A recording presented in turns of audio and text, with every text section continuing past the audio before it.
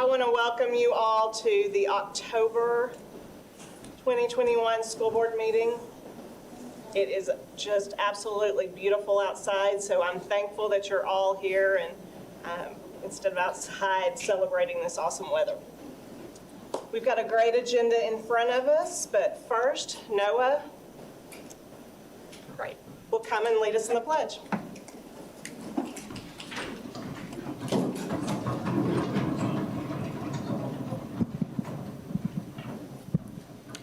I pledge allegiance to the flag of the United States of America and to the republic for which it stands, one nation, under God, indivisible, with liberty and justice for all.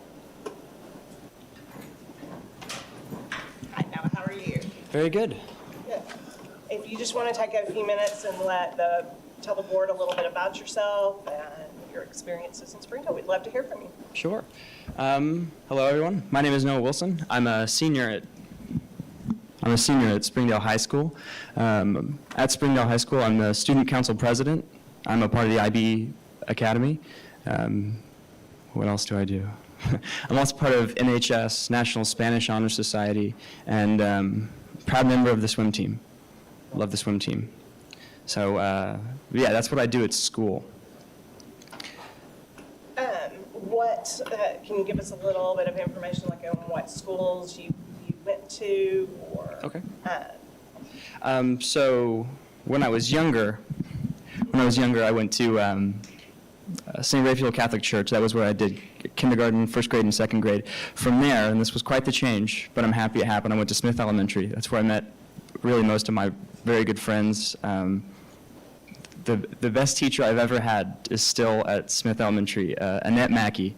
She's the nicest person I've ever met, and I don't anticipate anyone ever topping that. She's really the best. But I enjoyed my time at Smith. From there, I went to Halstern Middle School. Dr. Lofton was my principal, and Mr. Donnell was my vice principal. I had a great time there. I also made more friends. I joined the choir there. Mr. Penalto really kind of sparked a love for choir in me, and I'm still doing that at Springdale High School with Mrs. Peters in the a cappella choir. From there, I went to Haas Hall Academy at the Jones Center for 8th and 9th grade, and then from there, I came to Springdale High School, and that's where I'm going to finish it. So what made you choose IB? I chose IB because of the good counsel of my sister. It challenged her, it pushed her to the limits, and she got a lot out of it. It was, I'm happy I did it. She told me that I'd learn a lot of things that most people don't learn. AP is pretty standard. IB is just a little different. The way I think of it, it's more about understanding the whole and not just being able to recite things on a 4-hour test. And I like that about it. Can you understand how this field of study relates to other different things?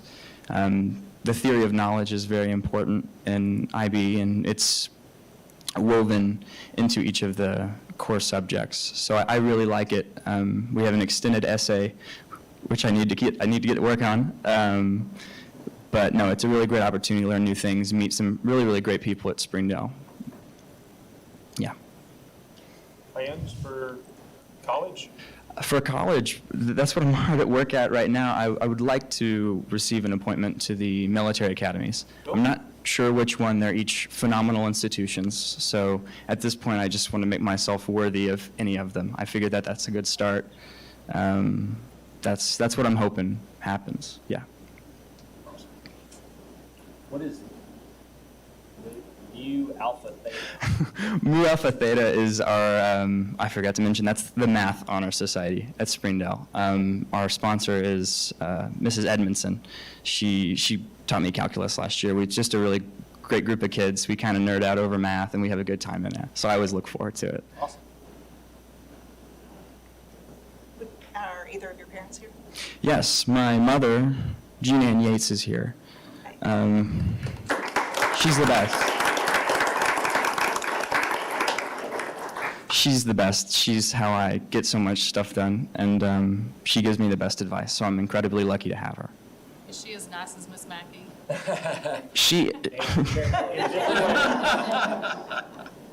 She serves a different purpose, but No one does it better than my mom.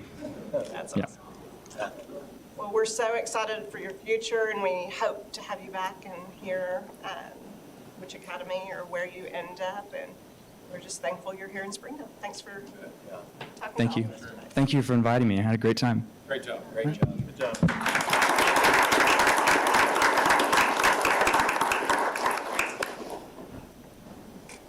Okay, board, you've had some time to have the agenda. Dr. Cleveland? Yes, ma'am. There's an addition I'd like to ask the board to consider. In number 6, presentation by the deputy superintendent, we had a late request. We need to seek board approval to continue offering free supper meals at the school 21 CCLC sites for the after-school programming. We just need that. And I know that you've been a major supporter of that in the past. We just need to do that as a technicality for the Department of Education application.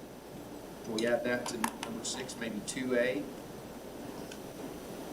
Board, are there any other additions? I'll make a motion to approve the agenda as amended. Second. I have a motion by Mr. Hutchinson, a second by Mrs. Creek to approve the agenda as amended. All those in favor? Aye. Opposed? Motion passes. Thank you. Board, you've also had time to look at the consent agenda. Are there any items that you would like to have pulled? If not, I'll accept a motion. I'll make a motion to approve the consent agenda. Mr. Bell? Okay. I have a motion by Mr. Hutchinson, a second by Mr. Bell to approve the consent agenda as presented. All those in favor? Aye. Opposed? Motion passes. Dr. Cleveland? Thank you, Ms. Cook. For those of you who don't know, I'm Jared Cleveland. I'm the superintendent of schools, and I want to recognize that it is National Principals Month. If we have a principal in the room, would you please stand up? We'd like to celebrate you and your efforts.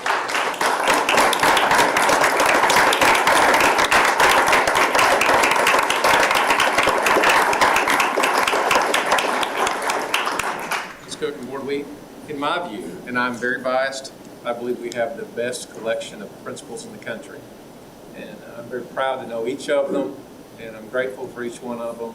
And I know they're part of our Springdale family, and I know that you feel the same. So I just wanted to recognize that it's National Principals Month and recognize the great people that are in the room. Next, Ms. Cook, I'd like to invite Dr. Grief, principal of HAR-BER High School, to introduce some special guests for us this evening.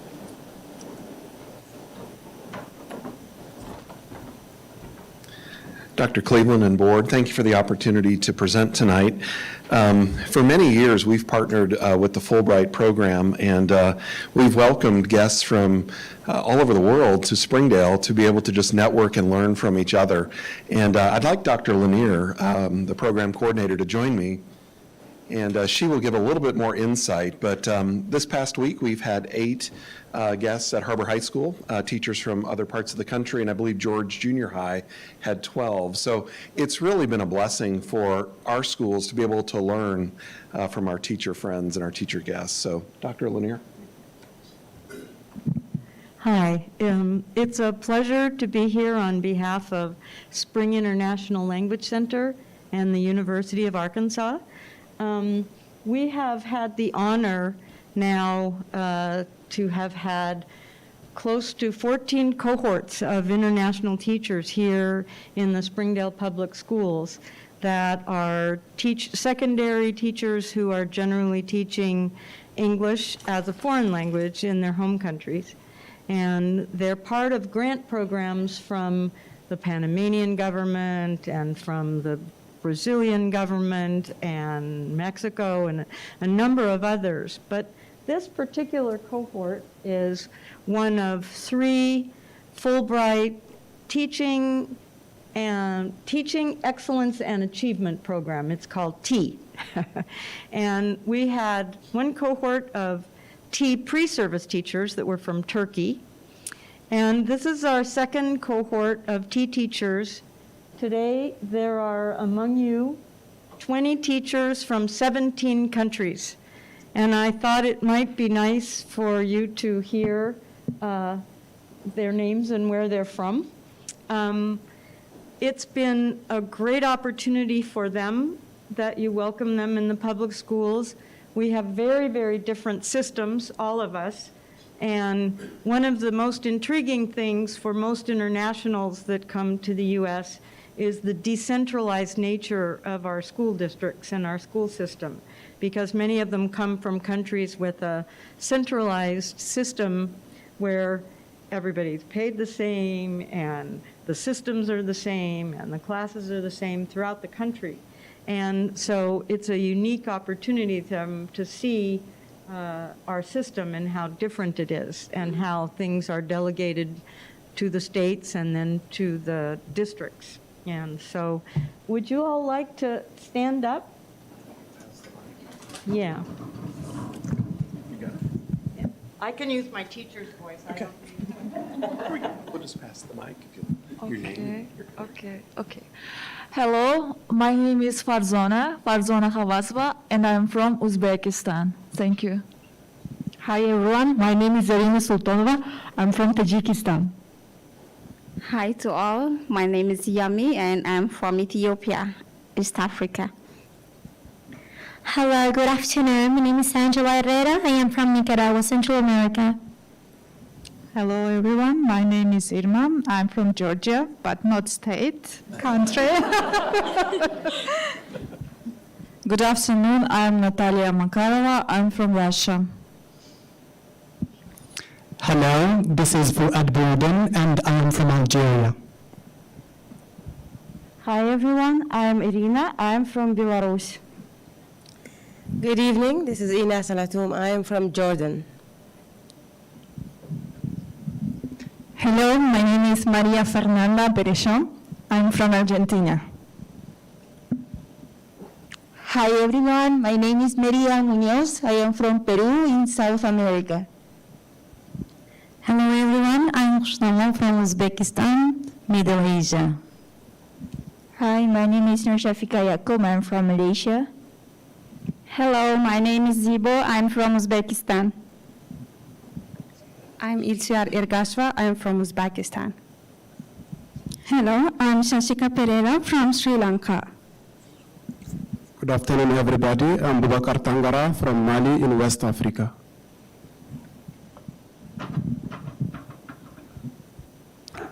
Hello, I am Muhammad Anis from Bangladesh.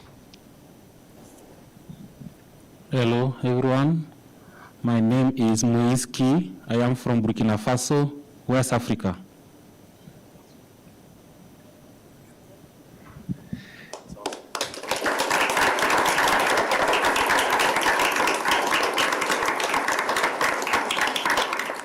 Again, we're very thankful for the opportunity to partner with the university, and again, our teachers benefited, I think, probably just as much as our guests did, and it was just a great week. So thank you, Dr. Lanier. And I would like to thank the school district for being so welcoming.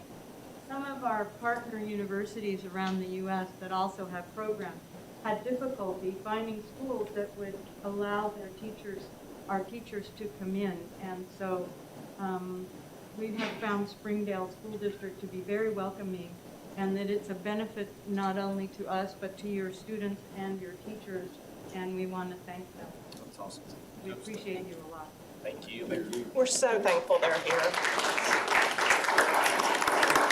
We missed having you last year, and I think every year that they visited, I just wait to see which countries are represented and ones I haven't heard of or ones I didn't get to know. And I'm just so thankful that you're here, that our students and our teachers get to have the experience to meet you and to learn from you. And hopefully you can take some back of what you learned from here. So Yeah, thank you. the last cohort that was physically here was right before the pandemic.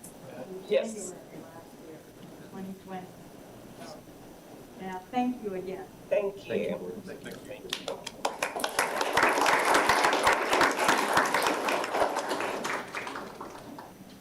Ms. Cook, I'd like to invite Ms. Mindy Hayter to the front, please. While she's coming, we had a little bit of a surprise resignation in Ms. Cindy Covington last month. And Ms. Hayter has been a a really seasoned administrator in our district for quite a while. J.O. Kelly, she worked under Ms. Ford and then Dr. Williams and now Mr. Buchanan. And we've selected her to be the interim principal to actually fill the term for Ms. Covington. So I'd like to introduce Ms. Hayter. You all know her, and give her an opportunity to address the board. Hi, good evening. Thank you so much for having me. I appreciate the kind words and the belief in me. I have had great mentors, and I just am so looking forward to this year. It's already started off so well. The NAP teachers and students, I love them already. The teachers were so welcoming, and we had a great day, PD day yesterday, and just getting to know faces and names and what they teach, but we're starting off really well. That's exciting. We're so glad you're there. Thank you. Thank you. Thank you. She's great. Thank you. Thank you. Look forward to it.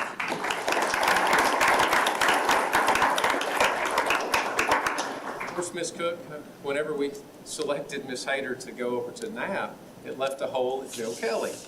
And we've gotten to know Jennifer Robbie over period of time. She's been prepared to be an assistant principal for quite a while.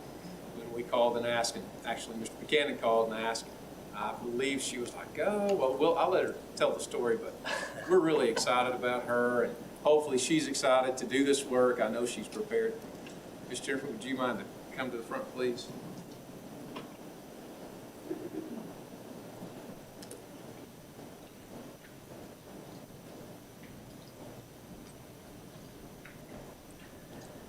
Thank you for having me. I'm super excited to be back at J.O. Kelly. I've been in the district. This is my 24th year, and I started at J.O. Kelly, and I served there taught some of your children for 11 and a half years, and then was an instructional facilitator there for 3.5 years. So it is home to get to be at J.O. Kelly. I feel privileged to be part of the administrative team there. Was super excited when Jonathan called me, and the leadership team there is fabulous, and it really does feel like coming back home. So I'm super glad that I can go back and serve at a place that I started. So, yeah. I know they're thrilled to have you. Well, thank you. I feel privileged to be part of Springdale Schools, and so I'm excited about being at J.O. Kelly. You're going to be great. Thank you for stepping up. Thank you. Thank you.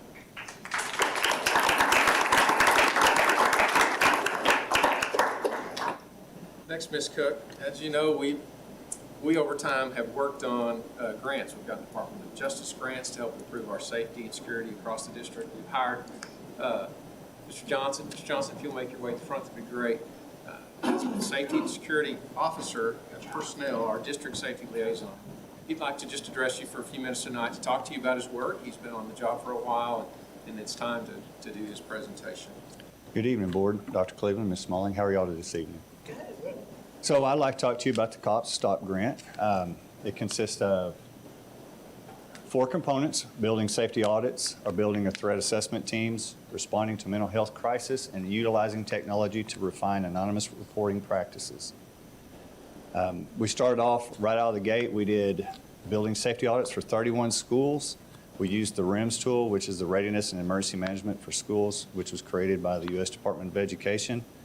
We were working with Springdale Police, Fire, Washington County Emergency Management, our own technology and maintenance departments to identify areas of improvement, and we've been continually committed to working with our community partners to make Springdale the safest place that it can be for our students, our families, and our staff.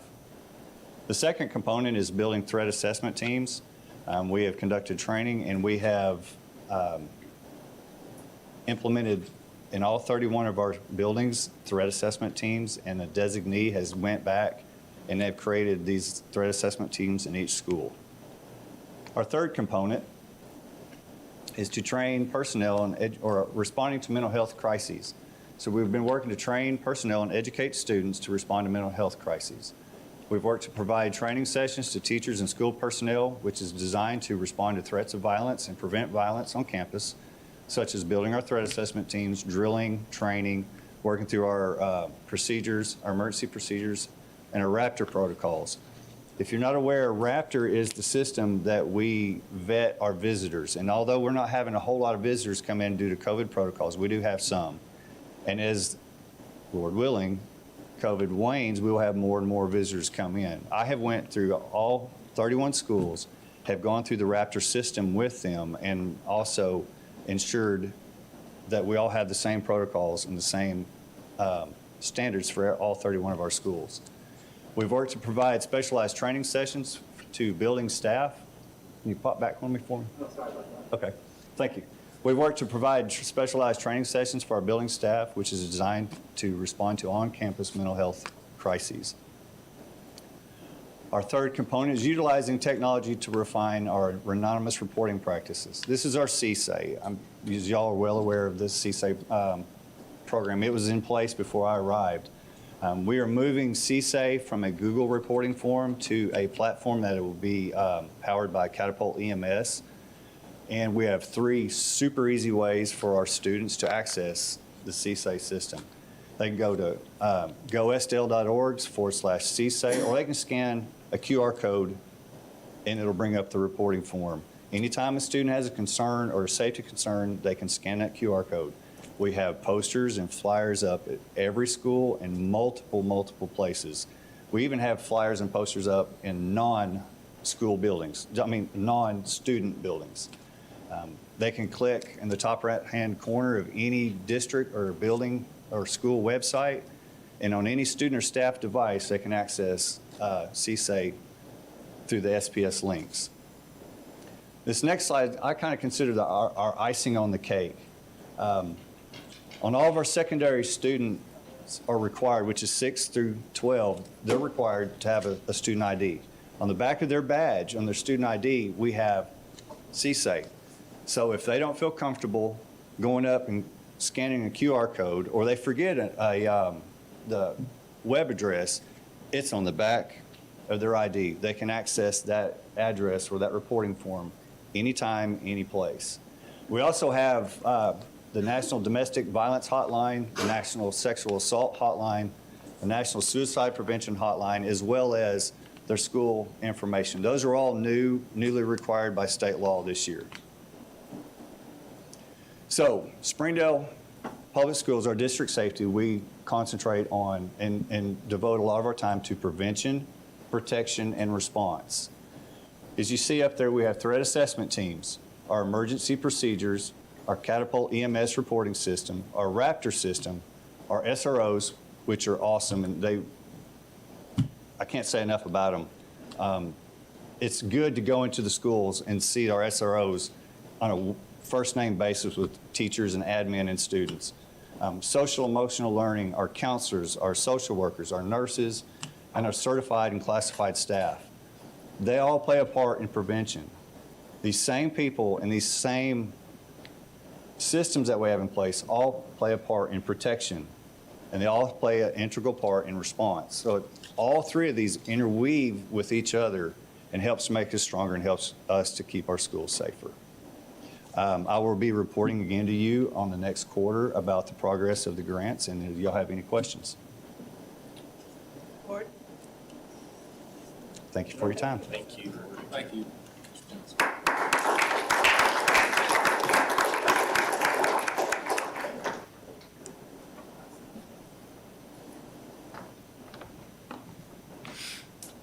Dr. Cleveland, members of the board, I get to report on community partnerships today, which is one of my favorite things to do. So we'll just get started here with some great community partners. On the next slide, we have Walmart, 15 pallets of food, school supplies, and hand sanitizer, which is amazing. Spring Creek Fellowship donating supplies and backpacks.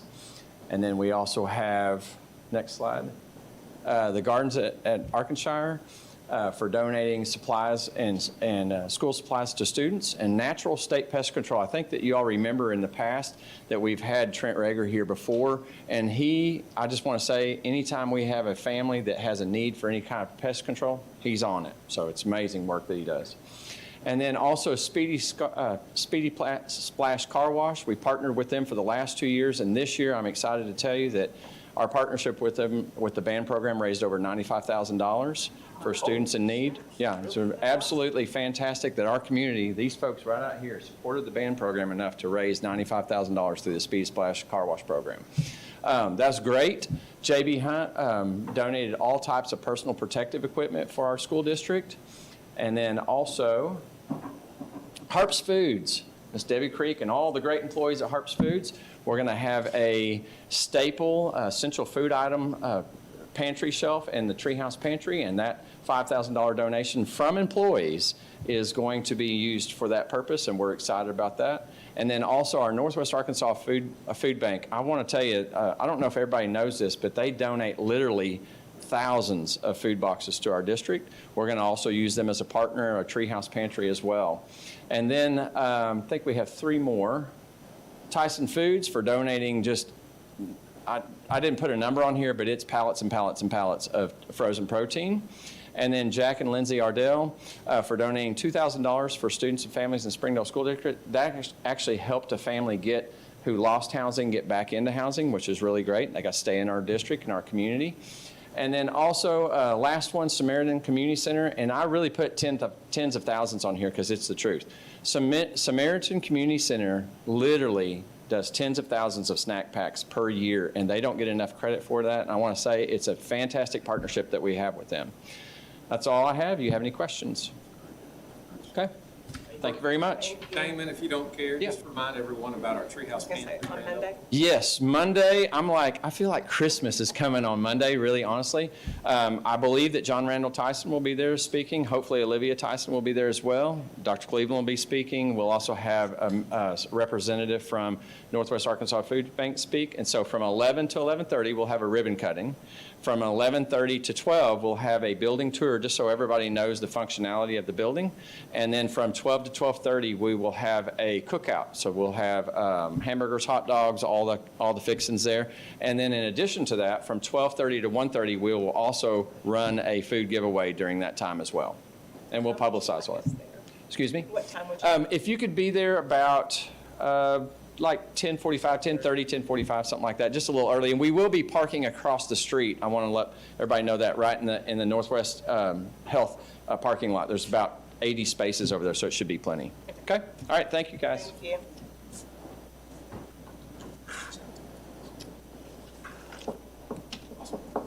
Just so you know, Mr. Donnell, there's a slight amendment in your agenda for Monday. Ms. Cook's going to be taking my place. I'll be out of town with the chamber. All right, next up, Ms. Cook, we have Dr. Kelly Langan. There she is. Right over you, Ms. Langan. You were right there, and I didn't see you, so sorry. We have our annual report to the public. Board, Dr. Cleveland, thank you for having me tonight. As you recall, Arkansas rules and regulations require that all districts conduct the annual report to the public that informs the public about what we're doing in our district and any progress and performance that we have. Additionally, any goals and opportunities that we can present and inform the public of our district's efforts to personalize learning for all of our students and our focused initiatives. These are our mission and vision statements that we wrote this last year that you've had a chance to read. Our mission of pursuing educational excellence. Springdale Public Schools ensures a safe and inclusive environment, empowering a community of learners.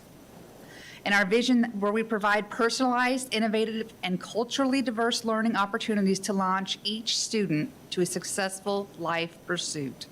And that's what we try to do here in Springdale.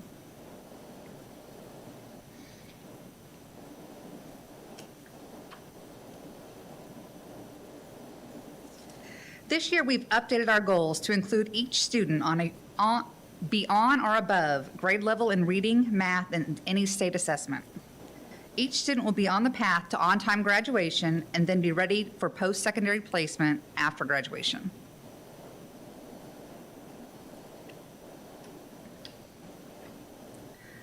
Through multiple lenses, elementary, secondary, SPED, GT, assessment, our curriculum and instruction team has ensured scaffolding and support for our teaching and learning vision that include building a culture of collaboration, developing quality lessons, creating student-centered programs, and focusing on K-12 essentials that I'm going to elaborate on in the next couple of slides. So our teaching and learning vision. We're going to work to ensure that all stakeholders are prepared and equipped with the knowledge, skills, and dispositions needed to help our students succeed. All stakeholders in the district. And I'll elaborate further. Culture of collaboration. Our big focus this year is on our PLCs and making sure we have very strong PLCs within each of our schools. Our teachers and facilitators have worked tirelessly to create lessons that will work for all of our learning models, the blended, in-face, online, to keep all of our students on the path toward reaching our district curriculum goals and advancing our student achievement.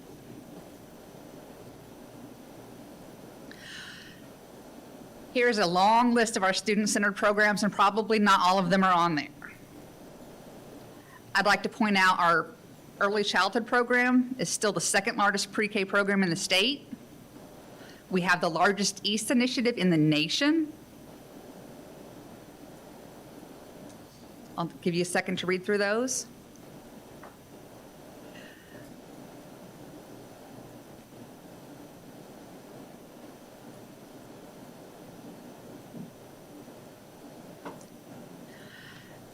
Our advanced programs. We have advanced placement AP programs, the International Baccalaureate program, which we had testament to earlier tonight, concurrent credit, our gifted and talented program I'll speak to a little bit later, multiple pathways to graduation, so there's not just one way where we can get our kids graduated. We have a goal of getting every student graduated. Competency-based learning. Our students have an opportunity to earn an associate's degree before they graduate, which is an amazing opportunity, one that I wish I would have had before I graduated. I might be out of school by now. National Career Academies.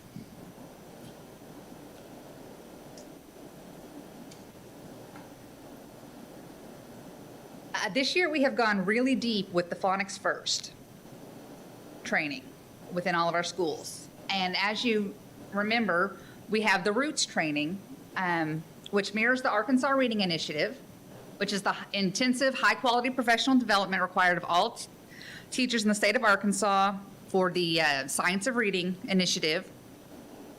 And the goal of that is to sharpen and focus the strength of our instruction for our teachers in reading across all disciplines. We want to create community collaboration, which goes along with our PLC focus, and building that culture of reading.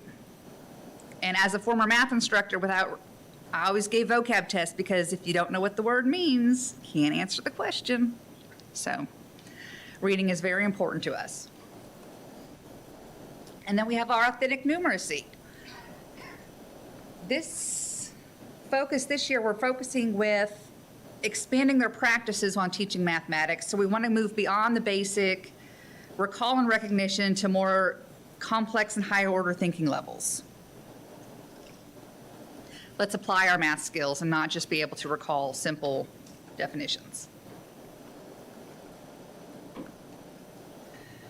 We have a new gifted and talented leader this year, Stacy Plumley.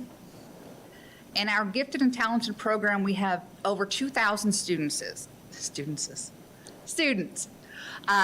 488 referrals this year. Of those 488, 353 have been identified as gifted. Our younger students receive weekly minutes of support, and our students in grades 8 to 12 receive their supports through the pre-AP classes, the honor math classes, advanced classes, any of their accelerated courses, and their AP, IB, and concurrent courses.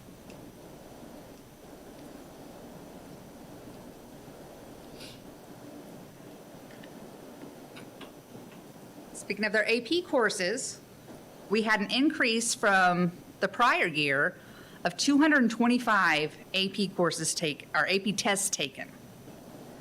190 of our tests received scores of 5. I almost said students. A little different on this because I guess certain students took more than one test.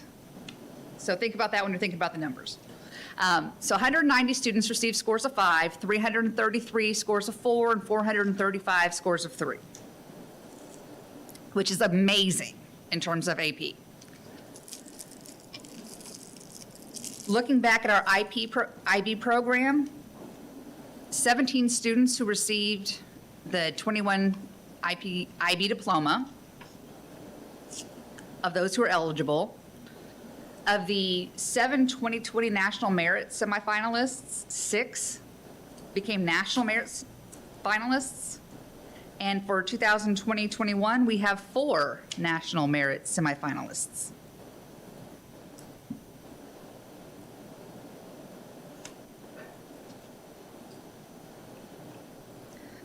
Engineering, arts, and mathematics. We have 27 East programs.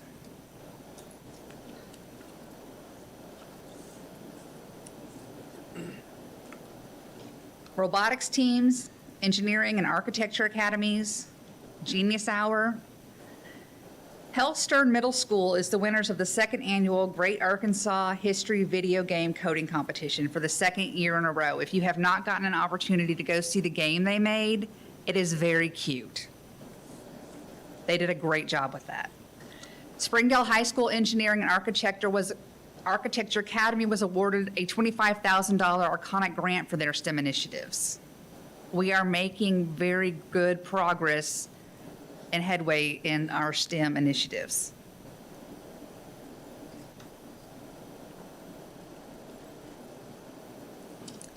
Mr. Donnell mentioned partnerships. In addition to the partnership he mentioned, we have partnerships in education, like Northwest Arkansas Council, Springdale Chamber of Commerce, Springdale Educational Foundation, Northwest Arkansas Community College, the University of Arkansas, career and technical education partnerships. Through our partnerships, we're able to strengthen and deepen our personalization of student learning. Our parent and family engagement. Springdale Family Literacy Program supports families learning in the district together. If you'll see in the pictures, that was a little bit different last year. We went virtual like everybody else. But we still had people participating and they were still learning.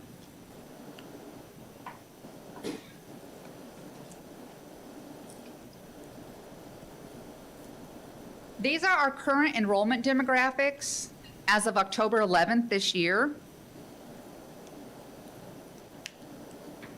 In case you're curious, compared to last year on October 26th, that total number of 21,977 is 44 less than the year before.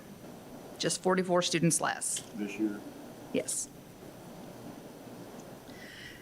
The economically disadvantaged percentage is 8% higher. The ESL population is about 0.5% higher. The demographic breakdown is approximately the same compared to the prior year. Any questions on that?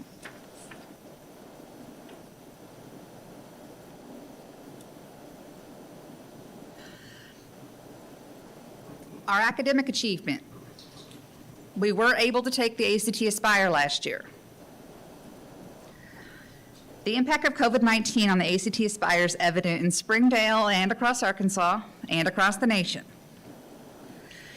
We have strategic action plans in place in each of our schools to systematically support collaboration, drive instruction, and identify gaps in learning for the purpose of increasing our achievement.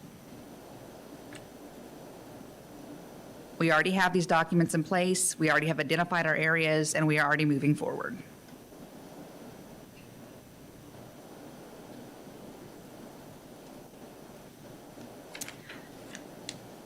These next 3 slides demonstrate our English language proficiency for students who tested with the ELPA 21 exam.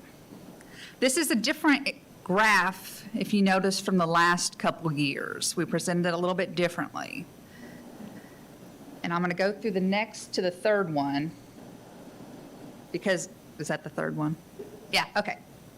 They all look the same. because they all look the same, but to tell you what's going on with them, I'm going to focus on the last one. So it's comparing grade bands, and you'll see that looking at the K-12, 5,997 students took the test in both 2020, spring 2020 and spring 2021. Focusing on the proficient band, we increased our number of proficient students from 442 to 711. That's what that tells us. So our ESL department's doing a great job.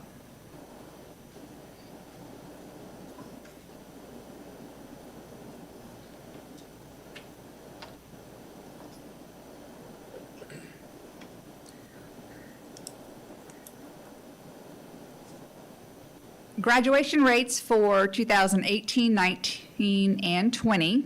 If you recall, graduation rate lags a year on the ESSA reports. So the 2021 graduation appeals window opens next month in November. The boxes that are highlighted in green, I wanted to point those out for you.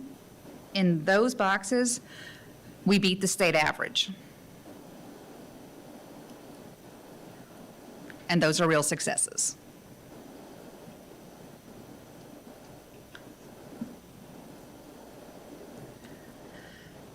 Springdale Schools of Innovation.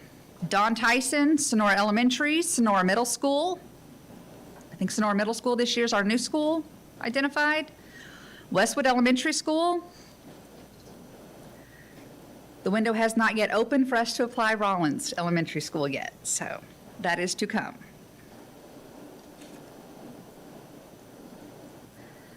Bullying report is a new addition to our report this year. We are required to report out bullying. In this slide, you'll see a decrease from 2020 to 2021. And we are presuming that this is due to the blended learning models and opportunities of different avenues students have for learning.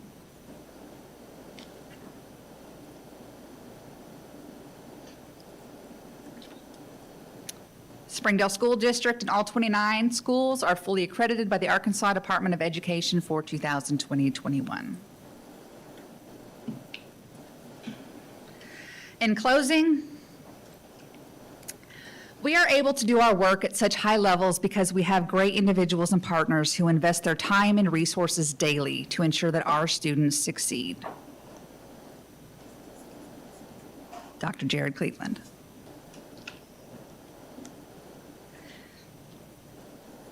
Do you guys have any questions for me? Board? Dr. Cleveland? Comprehensive. It is comprehensive. I know that's a lot of work. It looks like it's pretty fast and easy. But you've really dug in and done some great work, Dr. Langen, so thank you. I know it may not be terribly exciting to folks in the public, but it's part of the work, and certainly we want to apply. Thank you for all the work that you do. Appreciate you very much. Thank you.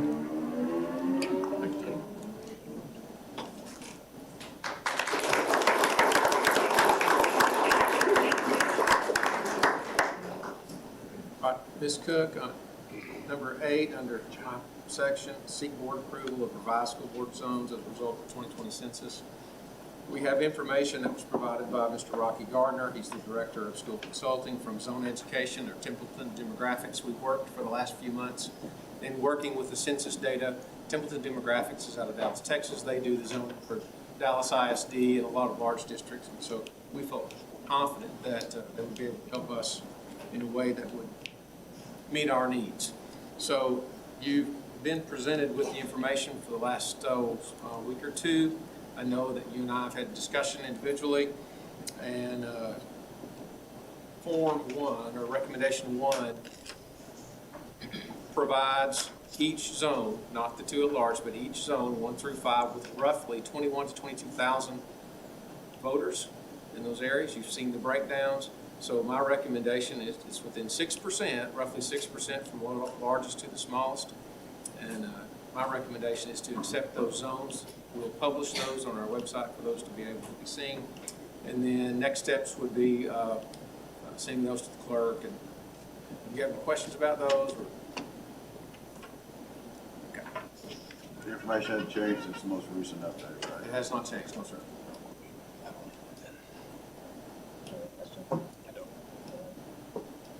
We need to have a motion. Yes, ma'am. Motion to accept. I'll make a motion to approve the revised school board zones as a result of the 2020 census. Second. I have a motion by Mr. Emerson, a second by Mr. Owenby to approve the changes in the board zone for the district as a result of the census. All those in favor? Aye. Opposed? Motion passes. Thank you, Ms. Good.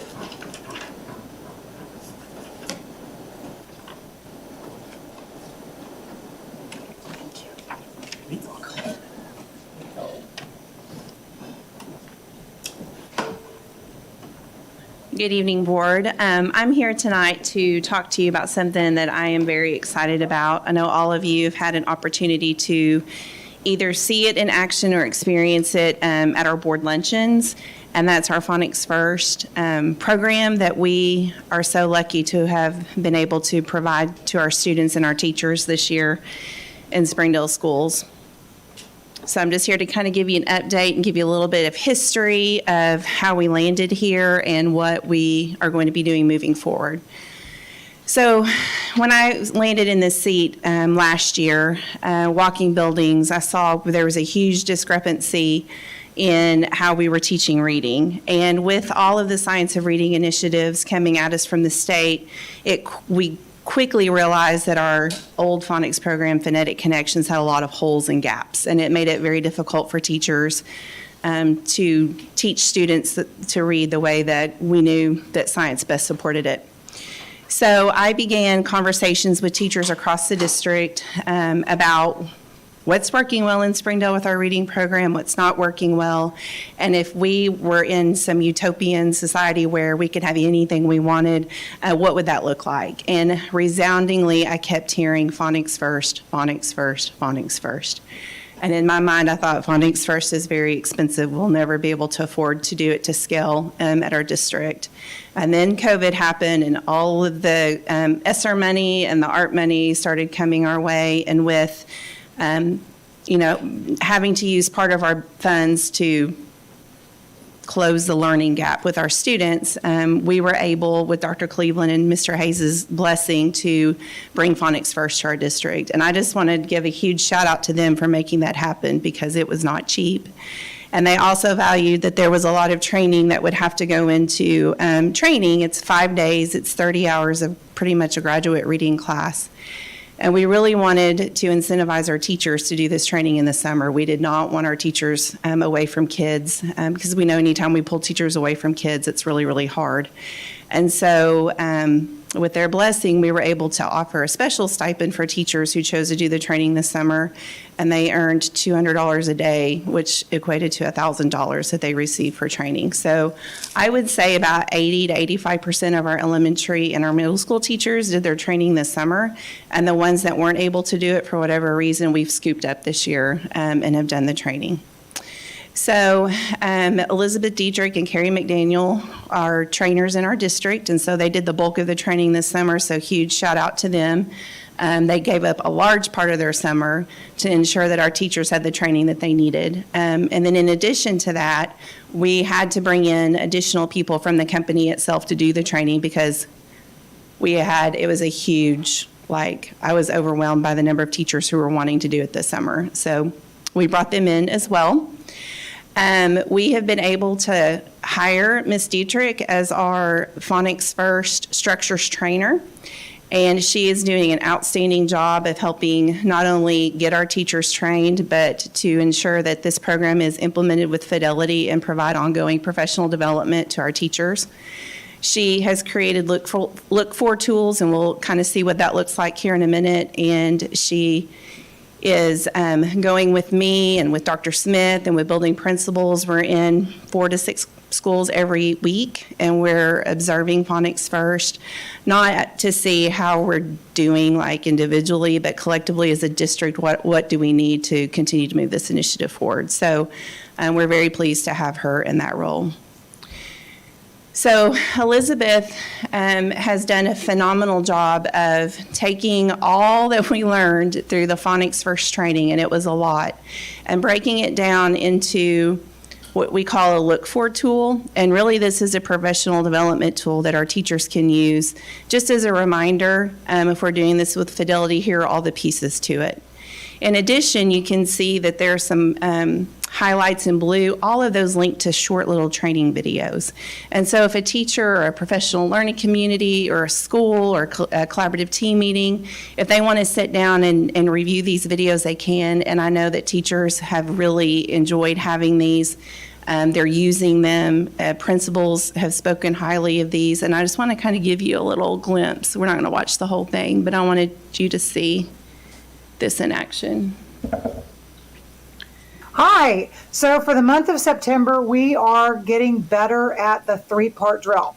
I created for you all September look-fors for the 3-part drill, so that when you look at what are those behaviors that we need to have happening in the classrooms to make the learning best for our students.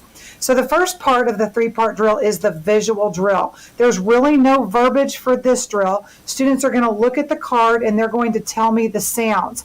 So when we look at that look for paper, we have conducts the visual drill only with the cards taught prior to each lesson. Remember, this is a review, so we're only using cards that I've previously taught.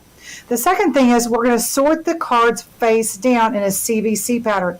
When I look at the back of the card, it lets me know, is that supposed to go at the beginning, end, or just at the end, or just at the beginning? So that lets us know. One teacher thought it would be a great idea, and I agree with her at a training, to go ahead and mark the back of our boards with BME, so that when they're back like this, I know that this is my beginning, my middle, and my end, which is opposite for us, but correct for the kids. We want to hold the cards so the students can see them, and we're going to show one card at a time. The reason we're putting them face down is because when we come back and we do our hi, so for the month of September, we are getting That's okay. So you can see those are very short clips that Elizabeth has made, Ms. Dietrich has made, and that, if we were to watch it in its entirety, was 2 minutes and 39 seconds. What a great tool that is for teachers. And I know that all of you have had an opportunity to experience it at some level, and I hope that you see, you know, the sensory, kids actually getting to manipulate sounds, the little sand trays that they're making their letters in, I think is, well, I don't think I know, is making a huge difference in students and helping us close that reading gap. So do you have any questions for me about our Phonics First initiative this year? No? Okay. Thank you.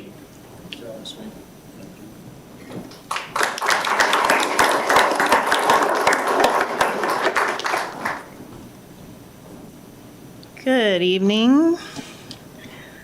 I am here. I have several items this evening. Well, not several, 4.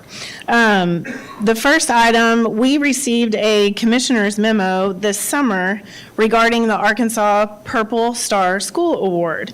And Dr. Lofton, who is going to join me here in just a moment, was the first principal in our district to reach out and say, this is a really unique and exciting opportunity, and Central Junior High wants to participate.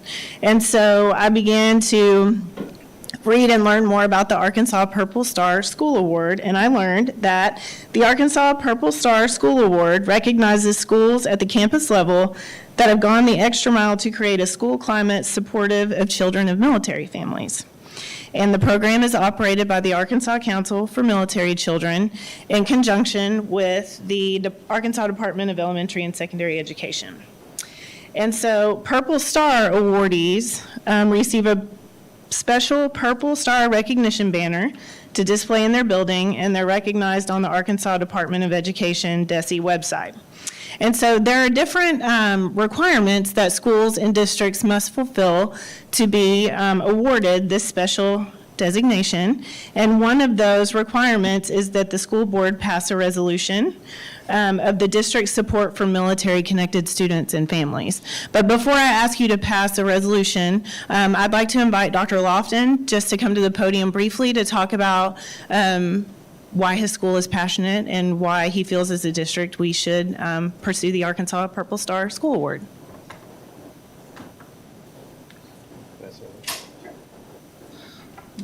So if you've been around Springdale very long, you know that there's always a lot of support from Central as well as our other schools, just for our armed forces, for our military, and the service that the time that people give of their lives to support our country.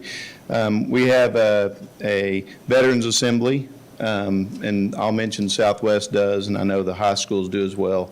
But we have a lot of teachers in our building that have served, and students as well that are families that are part of this. And so it was just a good way for us to be able to show support for them and show appreciation.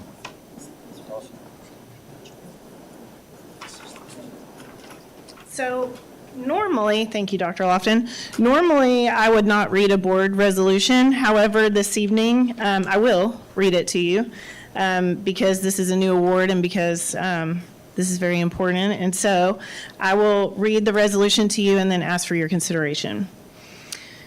Whereas more than 9,000 Arkansans exhibit profound courage and selflessness by serving in the armed forces, and whereas more than 3,500 military children attend public school in the state of Arkansas, and whereas 41 military families live and work in the Springdale School District area, and whereas 55 military children attend school in the Springdale School District area, and whereas military children face unique challenges related to military transitions and parental deployment, and whereas military children and their families serve as an essential source of support and encouragement for armed service members, and whereas military children should be acknowledged for the sacrifices they make and celebrated for the courage they display as the children of our nation's armed service members.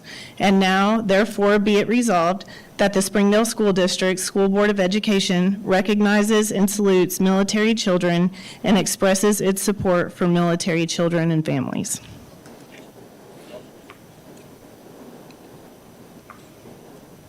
And so I would ask that you consider passing that resolution. I would like to make a motion to pass the Arkansas Purple Star School Award resolution. Second. I have a motion by Mr. Hutchinson, a second by Mr. Bell to accept the Purple Star School Award resolution. Okay. All those in favor? Aye. Opposed? Motion passes. That's very Excellent. Thank you.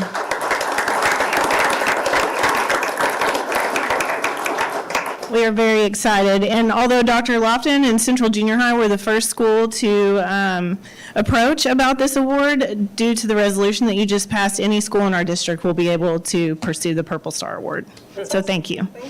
Up next, I would like to introduce Mr. Mike Fontanopoulos, our academic coach, and he has some very, very exciting recognitions to make this evening for some very, very patient high school students. So thank you. Hi, school board. Hi, Dr. Cleveland. Hi, Ms. Smalling. I want to introduce our National Merit semifinalists for this year. So if those four gentlemen could stand up and come this way, that'd be awesome. And they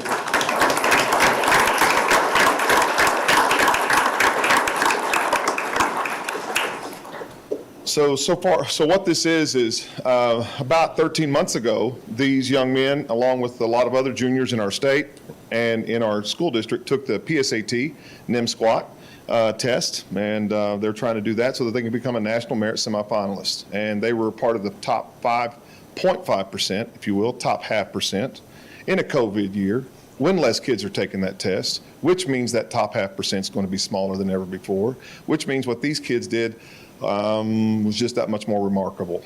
And so they're bound for some pretty cool scholarship moments coming their way. So what they're going to do now for the rest of this year as seniors is listen to their counselors and turn that semifinalist status into a finalist status. And we'll know that hopefully by about March. And so down on the end, we got Brady Billingsley. Hi, Brady. How are you doing? I'm good. We're going to chat with all these guys for just a little bit. So Brady, you're from Young Elementary. You went to Hellstern Middle School.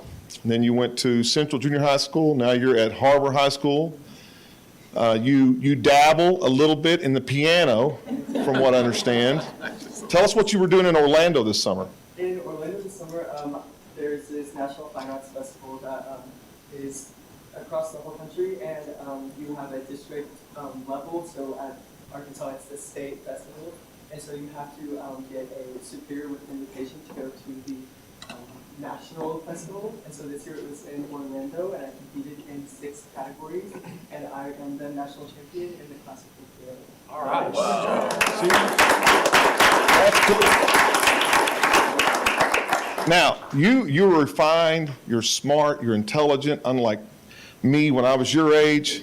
If I could do all that with a piano, I would probably try to see if I could put some White Snake on the piano, some AC/DC. So do you do anything on the piano that we need to know about? I mean, are you a I don't know, do you get into the pop music with it as well? What's your favorite moment there?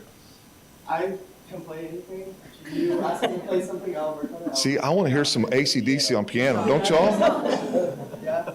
No. Recently, I've been playing for some choirs in the district. I played for Central and HAR-BER the past few years. That's awesome. That's awesome. Where are you going to go to school in fall? Next fall. That's a year away from now. Have you got a thought? Well, so with the music schools, it's a pretty selective process. So I'm sending in the pre-screening auditions now, and then I should hear sometime at the beginning of next year if I'm invited to live auditions at different schools across the country. So some of my top choices are the Columbia Juilliard program in New York City, the Harvard Berkeley program in Boston, and then Rice University's Chevy Schools. Awesome. Are your parents here tonight? They are. Can they stand up? Yes.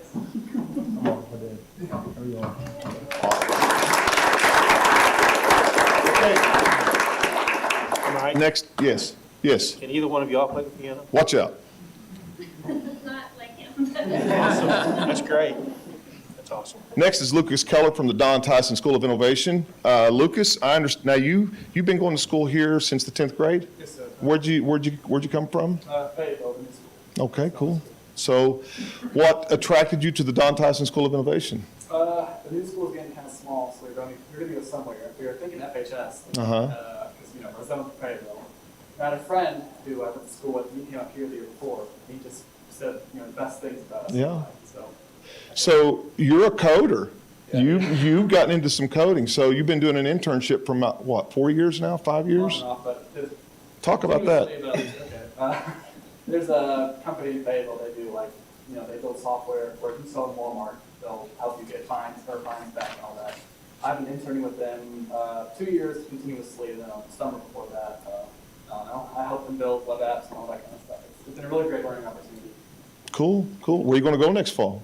We'll see. My top choices are either Georgia Tech or UT Austin, but I've got some backups. Yeah. Are your mom and dad here? My mom was right there, yeah. Hi, Mom. How you doing? All right.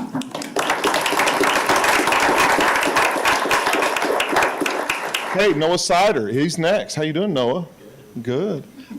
So you are from Young Elementary, and you are both you guys. Noah. So yeah. I don't know if y'all have met each other because all of y'all are from Young, and then Hellstern Middle School, and then Central Junior High School, and then of course HAR-BER High School, right? And Noah, you're involved in some. I see AP Stat, AP Gov, and what else? What else attracts you to the academic world? My biggest extracurricular within the school is DECA, probably. Yeah. Which is the business club. And so last year, I was able to compete in regionals, and I placed second there, and so I was able to move to the internationals, and I got 10th. But through DECA, I've also gotten first in the national award and second in the international. Cool. What are you going to do in the fall? A year from now. Probably going to the U of A. All right. Well, that's okay. Are your mom and dad here? Yes. Where are they at? Hi, Mom. How are you? Yep.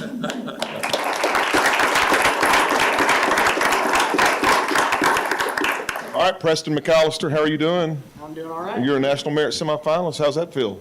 It's pretty good. Okay. And you talk to us about soccer. You're into some youth soccer, aren't you? Yes. So, 2 years ago would have been.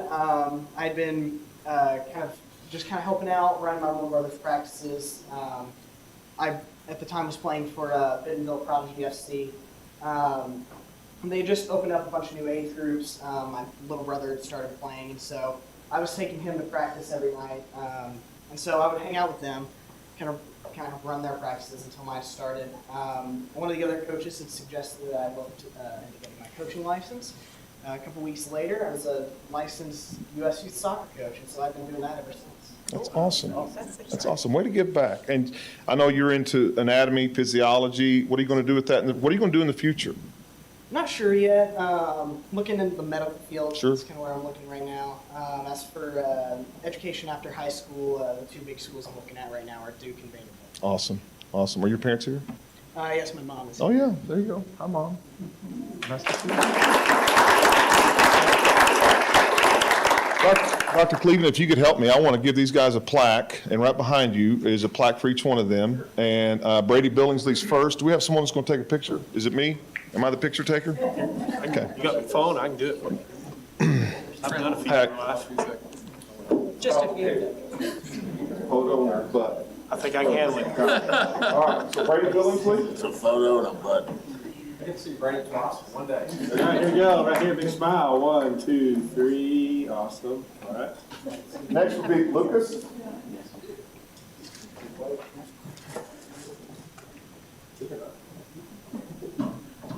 Over, Lucas. All right, get in there, Doc. All right, here we go. All right. 1, 2, 3. Good couple. There you go. All right. Next, Noah. Hop over there, Noah. Thank you, sir. All right, look right here. Big smiles. 1, 2, 3. Awesome. Good job. That's Preston.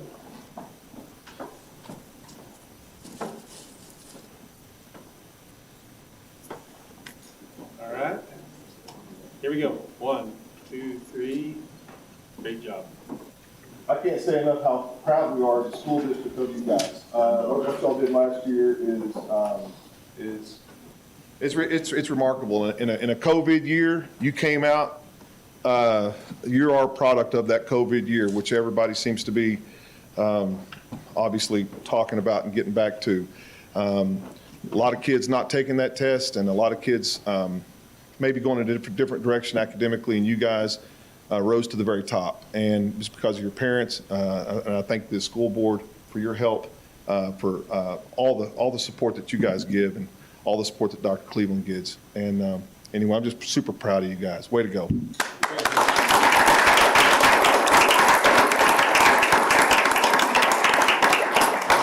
moms and dads, we usually get another picture out by the bell, if y'all want to get a picture out by the bell. So there you go. School board? Oh, questions? Yes? No, I just want to say hi to. Oh.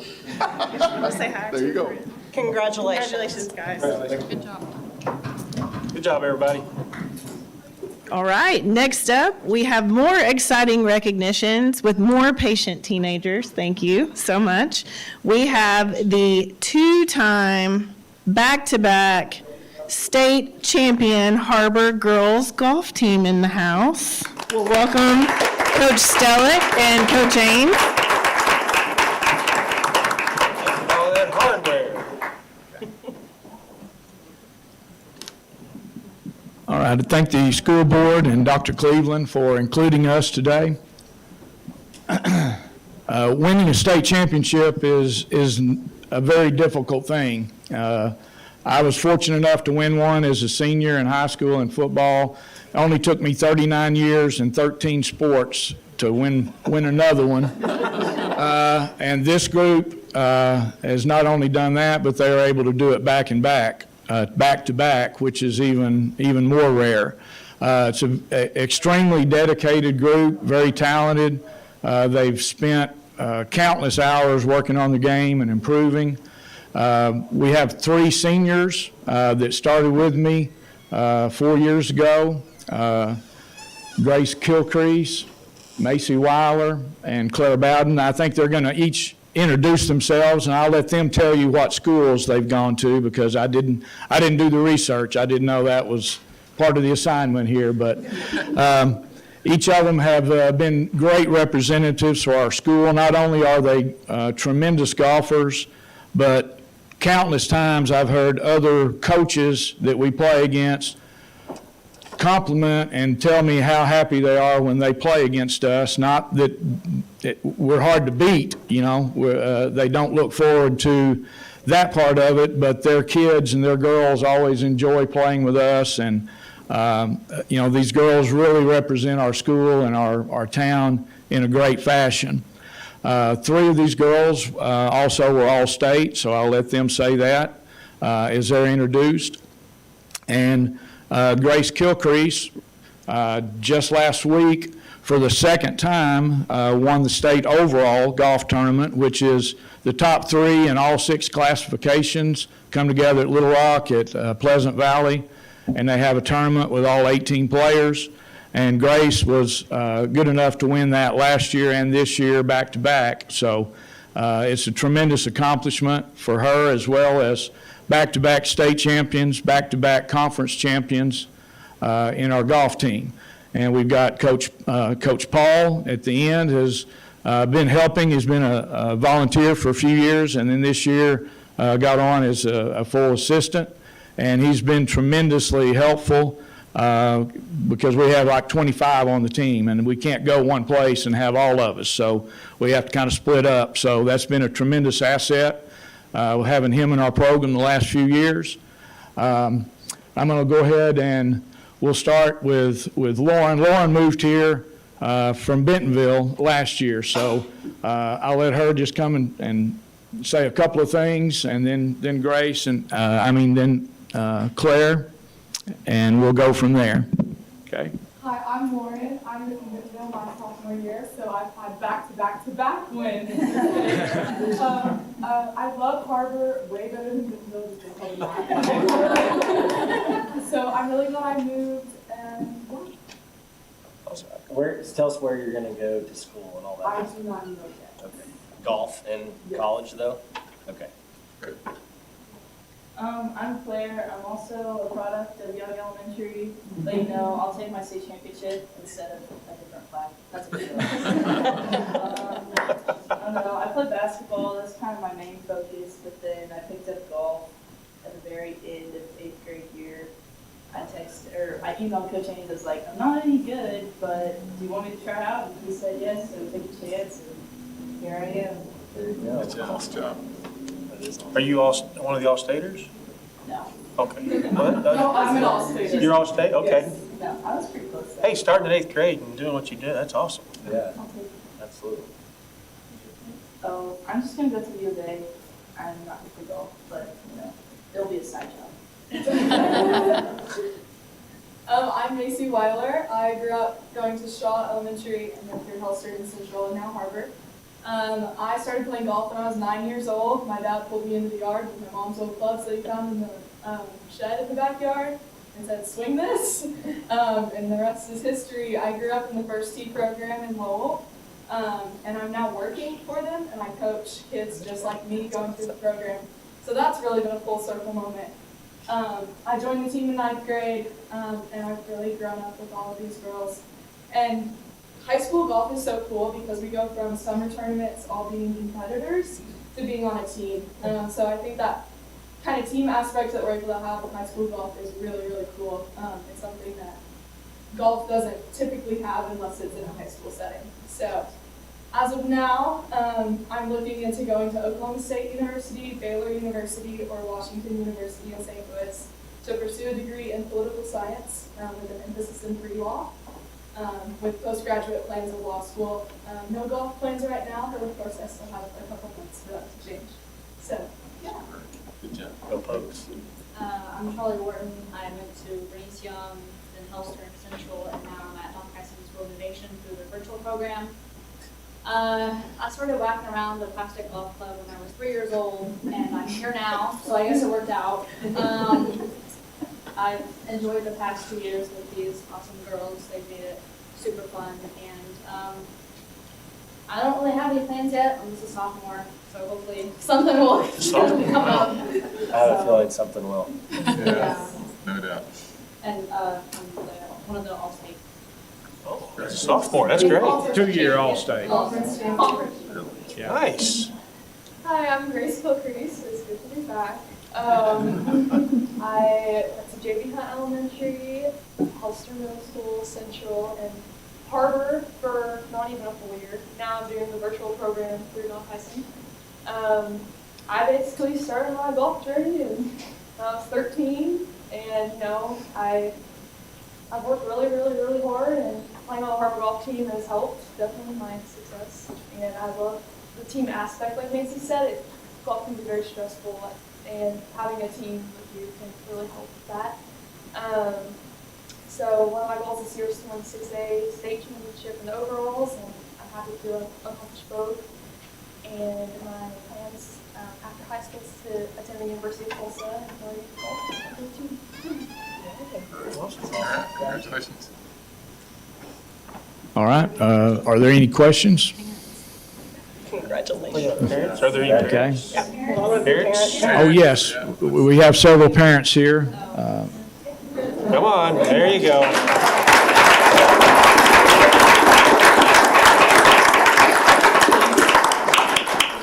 I'll just close by saying it's been a tremendous ride with these girls. They've been a tremendous positive influence on the whole school, I think, and I think you can see from listening to them, they're going to have a great impact on whatever they choose to do. And it's really been an honor to get to coach them and be a part of their lives for these last few years. And I couldn't be more proud of a group. So thank you for having us. Just let me say this. Okay. You and I have a long history. I remember coaching against you when I didn't have any gray hair and you didn't either. But I want to congratulate you publicly on your retirement. You're going to be tremendously missed. You're a great man and a great gentleman and a model for the rest of us. Well, thank you very much. I appreciate the opportunity to be here and to finish my career out here in Springdale. We're going to get you to sub and drive a bus. I've done enough bus driving. Thank you.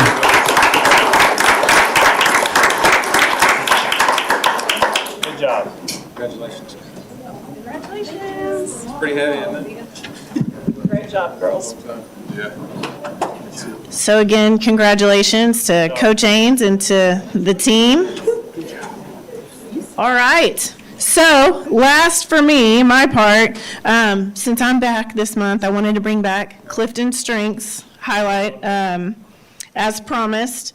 So this month, I chose to highlight the most prevalent strength among not only the school board, but the school board combined with our district team. And so when you identify that strength, it is the learner talent. And so we have 7 learners. That would be Miss Creek, Mr. Bell, Dr. Cleveland, Miss Clay, me, Miss Tischer, Mr. Jones, Trent Jones, and then Mr. Damon Donnell. So we all have learner in our top 5 talents or strengths. And so I just quickly wanted to revisit what it means to have a learner quality in your top 5. I promise it's short. You love to learn. The subject matter that interests you most will be determined by your other themes and experiences, but whatever the subject, you will always be drawn to the process of learning. The process, more than the content or the result, is especially exciting for you. You are energized by the steady and deliberate journey from ignorance to competence. The thrill of the first few facts, the early efforts to recite or practice what you've learned, the growing confidence of a skill mastered. This is the process that entices you. It enables you to thrive in dynamic work environments where you are asked to take on short project assignments and are expected to learn a lot about the new subject matter in a short period of time and then move on to the next one. This learner theme does not necessarily mean that you seek to become the subject matter expert or that you are striving for the respect that accompanies a professional or academic credential. The outcome of the learning is less significant than the getting there. And so there we are, the 7 learners. So thank you all, and I appreciate your time this evening. Thank you. Thank you.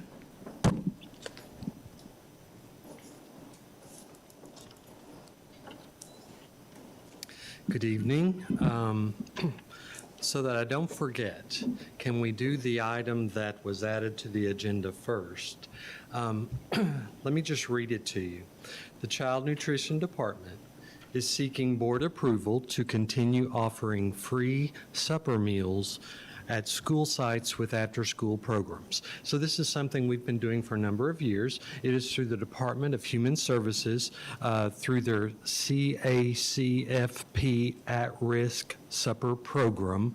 Please don't ask me what CACFP is, because I'm not sure. But it's through the DHS, and we've done it for a number of years, but it is required for the board to approve for us to do that on an annual basis. So I would ask that we do this. How many schools are we doing this in? Approximately. 6 or 7. Mm-hmm.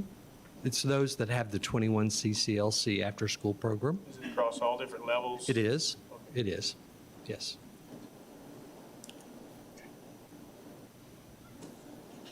I'll make a motion to approve the after-school supper program as presented. I have a motion by Mr. Emerson. A second by Mr. Hutchinson to approve the program for after-school supper program. Sorry. All those in favor? Aye. Opposed? Motion passes. Dinner or supper? They call it supper. They called it supper, so I'm going to go with supper. They're providing the money, they can call it what they want to call it. Exactly. As long as they're paying for it. The next item that I have for you, and the numbers I have shared with you this evening are a little different than, that's in a minute, y'all. Here we go. The numbers that I have for you are a little different than what Dr. Langham presented earlier, but October 1 is a benchmark for school districts. They talk about the October 1 enrollment, the October 1, so it's a number that we all look at. Our October 1 K-12 2021 enrollment was 21,796. Now, what I included for you was a little bit lower than that, but that was a preliminary number. So it ended up being 21,796. That is compared to last year's, which was 21,882. So it is a decrease of 86 students. So it is down slightly. I'm very disappointed in that, as is Dr. Cleveland, but we're hoping this is a temporary thing and that we will rebound from that. Our kindergarten class is larger than it was last year, so that's good. So we're hoping that as families are more comfortable, that we'll see, and as families continue to move into our area, that we will see our enrollment start to climb back up. So I wanted to give you that update. And then the second thing is, y'all may have heard that it was kind of important for us to get to 70% free and reduced on our free and reduced meal count. It was so much more difficult this year because, as you know, all of our families are allowed to eat for free this year. So we had an extra challenge getting to that this year because everyone was already eating free. But if our district reached 70%, it meant a huge difference to us financially through the categorical funding of enhanced student achievement dollars, specifically $8 million. So let me tell you, it took every one of us working hard on that, and everyone joined in. We all jumped in there, from social workers, counselors, teachers, principals, cafeteria folks. I mean, everyone working together. And I'll have to, I don't want to call out, I don't like to call out too many individuals, but I do have to recognize Mr. Donnell because he spearheaded the effort for us this year. And I don't want to go to his head, but I think he's the reason we hit it, okay? He really helped orchestrate all of that. We actually got to 70.7%, and we didn't get there until the day before the deadline. So the whole month, I thought poor Damon was going to have a heart attack, you know. It was, so I'm thrilled that we got back to that. It was a group effort, and I just want to publicly say thank you to everyone who helped us get back to there. The only downside of that is last year we were like 72, so we are still going to see somewhat of a decrease. It's not huge, but probably 350,000, which is a slight bit better than 8 million. So I wanted to give you all that update. And so now till next year, we can breathe till next year. Okay, the next item that I have for you this evening, does anybody have any questions on that? Okay. As a requirement of Act 1120 of 2013, we are required to present a list to the school board of all the individuals that between the years 1920 and the years 2021 had more than a 5% increase in salary. And you would notice on that list that I provided you, I think there's almost 1,500 people on that list. And as you know, we gave a couple of bonuses last year, and so that ended up helping the list to become longer than it traditionally is. A lot of the reason that people are on this list are people were either hired late the first year, or maybe they took off part of the first year due to a medical condition or having a child or something, so they weren't paid as much, so their earnings were lower the first year. And there's a number of our what we call timesheet employees who simply, they just worked more one year than they did the next because they are paid when they work. And so if they worked more days one year than the next, they could be placed on the list. So it's an extensive list, and I tried to provide explanations out there for all of those. Some were due to promotions or job changes. Some were due to education changes because if teachers receive additional graduate hours, they move over on the scale as well as down for their experience, and those two things combined could have created more than a 5%. We also had teachers that received their national boards in the second year that they didn't have in the first year, and there's a monetary what's the word I'm looking for, stipend paid to those individuals, so that contributed. So anyway, this is something we've presented to you all for the last probably 5-6 years now, so be happy to answer any questions that you may have.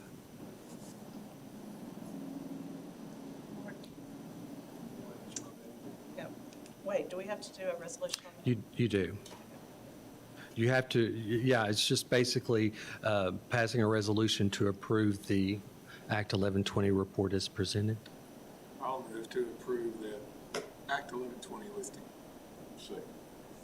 I have a motion by Mr. Bell, a second by Mr. Owenby to approve Act 1120 of 2013. All those in favor? Aye. Opposed? Motion passes. Thank you. At this time, I'd like to introduce Dr. Charles Stein and Mr. Alan Athey with our district, and they're going to come up and visit with us, or visit with you guys about the capital projects that we have upcoming, as well as the master plan that we are required as a district to provide the state. So, Dr. Stein?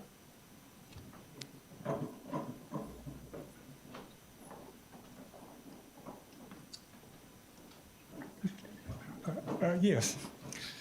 The state, of course, says school districts send in master plans on a 2-year cycle, and so we're looking at plan now, next year's plan.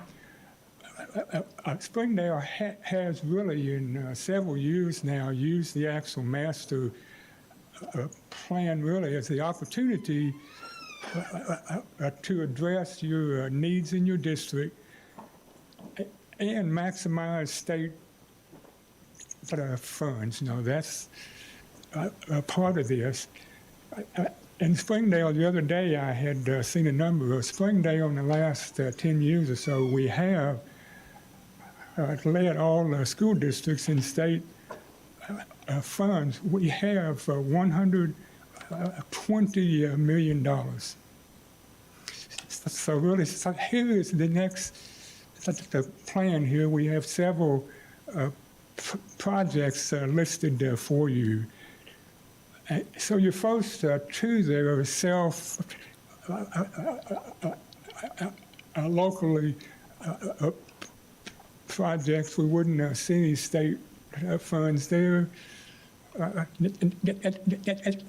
Next one there in Georgia is the year one, the next cycle, and so we were seeking year one money. So we'll look at the timelines again in a minute. So your last three there are the main projects for new schools, nearly, if you will. So we had such success, if you will, last cycle with Southwest plus Central Junior High. The state tried modifying the actual rules on us to not allow school districts of using that same method. So anyway, we had the opportunity of pushing back, if you will, and so we mitigated all that. So we're still using the actual same process now, if you will. I know it's the suitability for replacing schools by leaving a part of the old school and then replacing most of the other schools. So they all have new media centers. So the plan is leave the media centers to replace the other schools. So that's the actual strategy there, I guess, of striking and using the process now still available. Next slide. So here's the timeline here. So like I said, the cycle is a two-year master plan, and so you send in the applications for state funds, you express with the year one or year two. So once you approve resolution, I will turn in the applications, and we will learn the status of the application in around 2 months or so. So we wouldn't learn of any funds, though, until nearly 2 years, if you will, on year one, plus one more year on a year two. And since you have 4 years of spending money, you actually see the timeline now working on these is 6 or 7 years ahead. So school districts, really need to plan ahead for your needs, like I said, and send in the application. So that's the plan we have and timelines for the applications. And so you might imagine a lot of moving parts in the application, a lot of stuff is needed in the application, data. Alan here is working a lot providing the actual numbers and data. So he's a big help. Slide. So here's the actual resolution. You have actually seen this same one in previous years. It says you have seen the actual master plan. You agree with this. It says you will have local resources that are already on board, and says you need no additional resources. They're already here. Well, Is there anything? we've done a lot of research in this, looking at these schools and suitability for schools, and updating them to make them suitable for a kid. So, do you guys have any questions for us? Let me make just a couple of comments. And Dr. Cleveland, you may want to jump in here too. If it's not on our project list, then it can't even be considered. So we want to put things on anything that we would be considering, because if you don't get in the game, you can't play. You know what I mean? So for us to have any opportunity to take advantage of state partnership, which as Dr. Stein has just mentioned, the window has closed or is closing on that opportunity for building on the same site and being funded. Okay? So just because you see a school on there doesn't mean that, oh, this is a done deal, we're moving forward with it. We will want to have options available to us in the event that we do want to move forward. Dr. Cleveland, do you have anything else to add? Yeah, that's right. And of course, being very intelligent about how you apply is important. And, we were able to build, as you'll see tonight, a new Southwest and a new Central with some former anchors of those gymnasiums. And we're able to do that with state partnership money that we wouldn't have qualified for if trying to build a brand new school, the way it works. And I know you're all well versed in the process. So this gives you options as a board to decide how you want to move forward. I know that we talked about Lee Elementary previously, but it was a really small footprint we weren't able to build on.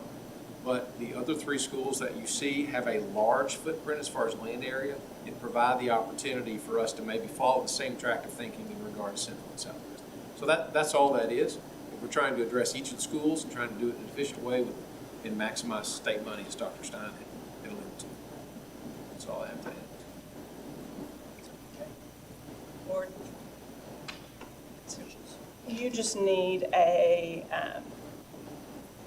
approve the resolution saying that we can apply for the 6 So that we can submit this. Yes. If we don't do it, then We can't. we miss our window to even have it on the plan. That's correct. That's really the important. That's correct. I'll make a motion to approve the resolution for local support of the new 6-year master plan as presented. Second. I have a motion by Mr. Emerson, a second by Mrs. Creek to approve the resolution for local support of the 6-year master plan. All those in favor? Aye. Opposed? Thank you. Motion passes. Thanks so much. And then finally, we have Mr. Jeremy White. He's going to come up and give a construction update. Mr. White, do you want to introduce the guests over there just so we know, just to make sure? Yeah, so that's Michael Johnson and his design team. They're the architects for Central Junior High. So I've got some photos of Rollins. This is Area C. We'll be taking possession of it pretty soon. So there's just a view of the outside. This is actually from inside Area C looking back to the south. All the grass and everything's looking good. All the trees and landscaping looks good. This is on the back of Area C. They're finishing up all of that area. Is this on the east side? This would be on the north side looking south. Okay, but area C is the east end of the building, correct? Yeah, correct. Okay. So this is the art room downstairs as soon as you come into the lobby by the learning stairs, and it will be turned over to us like the end of next week. So there's another photo of it. It's just an art room and has just little learning areas around in it. Go ahead. So this is the music room. You're actually looking out into the cafeteria. They've got the flooring down. A lot of the electronics started, and these pictures are a few days old. So they've made a lot of progress. So this is Area C downstairs. They are still in sheetrock, mode. So it's further behind than the upstairs. It's just more photos of the downstairs area. So, and this is a big project lab that's downstairs, but it's actually open to both levels. Area C upstairs, they've got all the doors and the furnishings going in. The paint's complete. They've got the flooring down in a lot of the areas upstairs. So there's just a few of the different colors that are up there. Okay, so Springdale High School. This is some new renderings that Dusty sent over. Dusty Graham and Core Architect are the architects on this project. So he sent me over some new renderings, just about 10 till 4. So we got them put in. But it's a view of what the outside would look like. And like I said last month, we actually put the academic wing onto the gymnasium wing to do it in one project instead of two. So it's better for safety. We can save some money and we can save some time on construction. Will it connect to the other part of the school, or will it still be a separate? There's still a section that's not connected between the English wing and this new gym wing. Yeah, there's kind of a little courtyard where you can get into the football field. That'll remain. We have to keep that 30-foot distance for the fire, to meet fire code. Okay. So this is the original layout when the academic wing was separate. And then this is the one where we've added the academic wing into the gym wing. And like I said, there's a lot of benefits to doing it this way. What was the overall dollar figure? It was more than $500,000. Yeah, they don't have hard numbers, but they think we'll save about $500,000 in just labor. And then there'll be more savings in a lot of the bid packages, how they go out. We can bid out packages, bigger packages together. The academic wing that's now added to the athletic facility, is it the same size as what it would have been had it been a standalone? Mm-hmm. Yeah. So we'll be able to do what we're hoping to do eventually. Yeah, possibly. This one is a little over the POR standards, so. We've added a little bit of space. We also, Ms. Trustin, I think you'd be interested, there's an opportunity to add on, should there ever be configuration conversations or whatever. So we try to be intelligent about what's next if there's another phase. Good. Yeah. Southwest, they're still in the stages of drawing in the design phase. So this look it'll probably change. And then the layout's going to change pretty dramatically. So we'll probably have an update by the next board meeting. And WD&D is the architects on this. Great start, though. I mean, that. Cool. Yeah, this one's a little more challenging just because of the existing building and the land boundaries. We don't have as much room. Tight. Yeah. So that's the reason this one's taking a little more time than the high school. We had a lot more options at the high school we could do. So Central, Michael got us some new renderings, and so this is actually a view from Huntsville, looking back to the south, and that's actually the cafeteria, is what you're looking at right there. And that's real close to where the tennis court is now. So it's going to move to the west a little further. The cafeteria's going to move Mm-hmm. Yep. Yeah, the cafeteria. It's in 3 phases. Yeah. The current cafeteria would be the library. Yep. And we've got some floor plans. Here's a view of it looking from Gutenson. So actually your office is over where the awning is in the sea. That glass that's right in the front is that's the cafeteria now, and that'll turn into the library. Is there a need to put the tennis courts back, or will they just be gone? We have a courtyard that's. Yeah, I mean, once we get to the next plan, there's a. Used them or not, so. They really use them for basketball and play spaces. Yeah. This will have a more secured area once this building's built to kind of keep everybody off of Huntsville, you know. You can go to the next one. So here, this is just a site layout. So the practice field, that's staying where it's at now. The parking lot that we just did a few years ago will pretty much stay where it's at.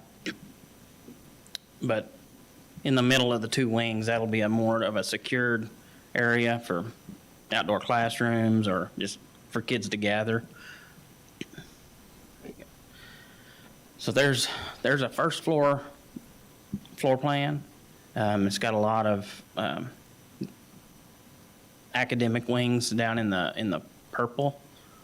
The athletics and everything are kind of the blue. And we're trying to keep the loading area and everything off to the west of the building so the trucks can come in and load and unload. The construction labs, agri, all of that will be on that side. Kitchen, dumpsters. That way those trucks have a place to get in and out.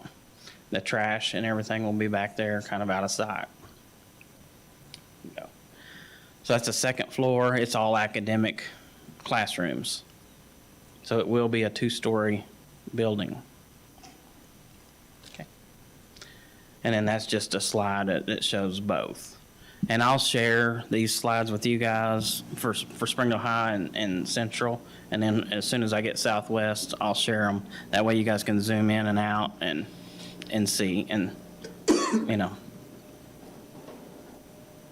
Do we have how much additional space all three schools or any of the three will have after these are completed? I can get those numbers. It's more. I mean, especially adding a second story. Yeah, which a lot of that is just try to keep the footprint of the building smaller. It's more cost effective to keep your floor footprint smaller. But I can get those numbers. Each one of them is going to be bigger than what they had. And they're different from school to school. The Central hit the POR number within how many square feet, Michael?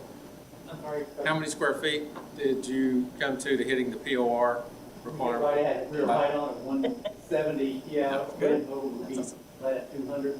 Yeah. I think we're adding square footage. We'll get the correct numbers, but I think we're there for about 60, 70,000. That's a good job. Yeah. Okay. It's great looking work. It's very great. Yeah. And yeah, it'll be a lot better. It'll be off of Huntsville a little more, have the secured outdoor spaces. You guys have any questions about any of the construction projects? And I know you're going to go look at Rollins tomorrow. I'm gonna be out there with Brent tomorrow. Perfect. Maybe Yeah. 12:30, 1 o'clock. Yeah. Okay. Yeah, if you guys want to look at any of them, just call me. All right, thanks.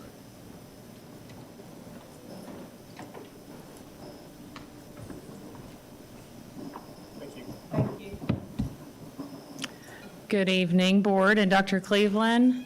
If we'll go to the first slide there, I'm going to give a brief update, as I have done in the past months, on our district COVID-19 numbers. These are the numbers that are in the impact survey sheet that is shared publicly and you have a link to. It highlights the progression of the pandemic as far back as we kept these numbers. These are some numbers that the health department asked us to begin keeping back last school year. As we've seen throughout the pandemic, our numbers largely mirror the progression of the state's numbers, and as the state continues to decline, we decline as well. The next slide, please. This is a summary of the board data that I have shared with you each month that reflects the numbers of positive students and staff over the last time period since your last board meeting. You'll see that, again, the numbers are declining. Some interesting numbers that we have been watching over time are the numbers of PCCs that we identify, and then subsequently the number of those PCCs that test positive. And you'll see the trend continues in low numbers of PCCs that we identify at school actually testing positive. So I'll talk more in just a couple slides about a step in the right direction on that front, but those are our numbers, again, as long as we've reported, which we began last October. The next slide, please. Vaccinations for employees and students has been largely publicized on the national media. We get numerous calls every day here in our office about whether that's going to be a mandate for our students and staff. So I thought it was a good opportunity to remind that currently there's an Arkansas statute that prohibits public entities from mandating COVID-19 vaccines for their employees. It also spells out that education can't be denied for public school students because of vaccination status. That is still in place.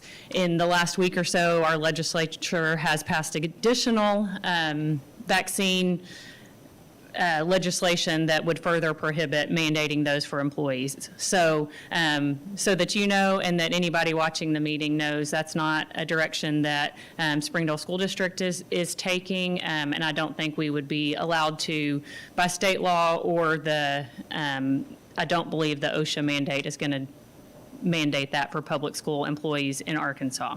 I do want to point out, though, that we are sharing widely with our employees the availability of vaccines, and specifically the boosters as they become authorized, not in a way that we're forcing them, but so that employees have that information. If they make that choice, they know where they can go get those vaccines locally. Finally, I want to update you on the Test to Stay program on the next slide. Last month, you'll remember that Dr. Cleveland had written to the governor saying, we've got to have some relief from quarantining. We're over quarantining. Our kids that we're sending home are not testing positive. Luckily, Springdale was chosen as one of 4 districts in the state to pilot a Test to Stay program. So basically what that means is students and staff who would be identified to quarantine now get the option to opt into the Test to Stay program. If they opt in, they have to agree to take a COVID test every day that they're on our campus during their 7-day period from their last exposure. Our school nurses are doing that. The health department did provide those tests for us, and as long as those students or staff agree to participate in the testing and agree to wear a mask indoors, they're allowed to stay engaged, stay at school. You may have seen the governor's announcement today that there was a slight tweak to Test to Stay, in that Test to Stay students are now going to be allowed to continue to participate in extracurricular activities. That was one of the pieces when the original protocol came out that was really difficult. We really wanted to participate, but it was kind of working through the practicality of that. Dr. Cleveland met with the governor last week with some other superintendents, and I know he's so thankful that the governor heard the message and made tweaks to that program. Another, well, I'll finish Test to Stay and then I'll tell you one more thing. So far, we have not had much participation in Test to Stay, but we've only been doing it a few days. We got our COVID test in last Tuesday. We trained our nurses on Wednesday, and we were ready to start Test to Stay on Thursday. Well, you know, we were then going into a long holiday, so several families that were called and offered Test to Stay declined because it didn't really make sense with the long break. And then now we're just getting kids back. So hopefully we'll have some better data by the time that we talk next month. I know the health department is looking at us as a pilot school and wants to see our data. But so far, we've had 4 students opt into the program and 7 decline. So it's not great data yet, but we're getting there. We're excited to just be moving a step in the right direction. Another announcement that I'm sure you saw today was the governor amended the quarantine guidelines for schools.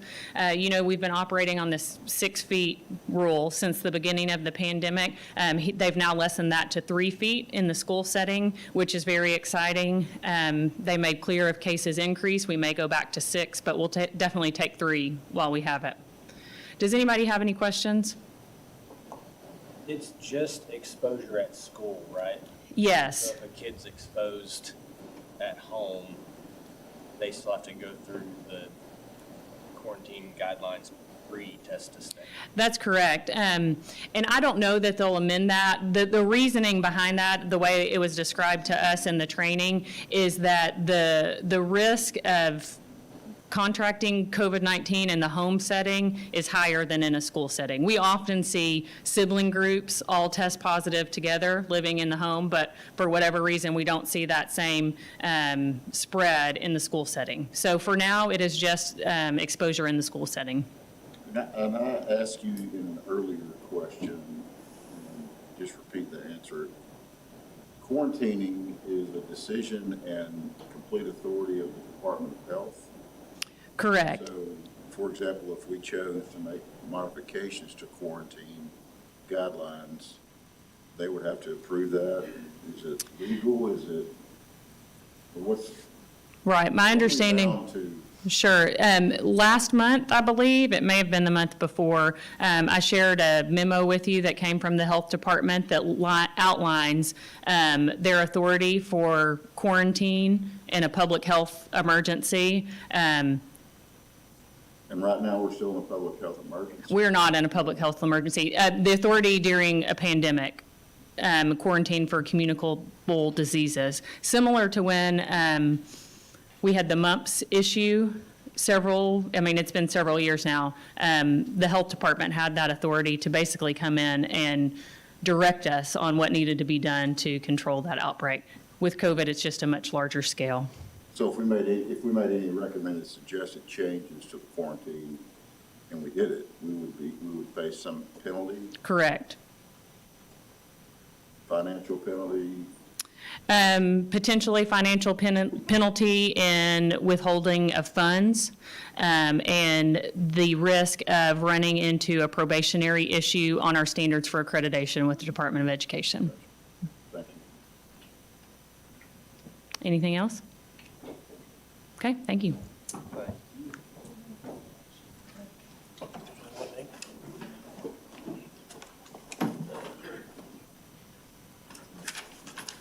Has everyone, before we start patron comments, has everyone that wanted to sign up for patron comments signed? Okay. We have had, Mr. McCutcheon has notified the district ahead of time, which allows him a little bit more time than those that notify us today. So Mr. McCutcheon, if you would like to come forward.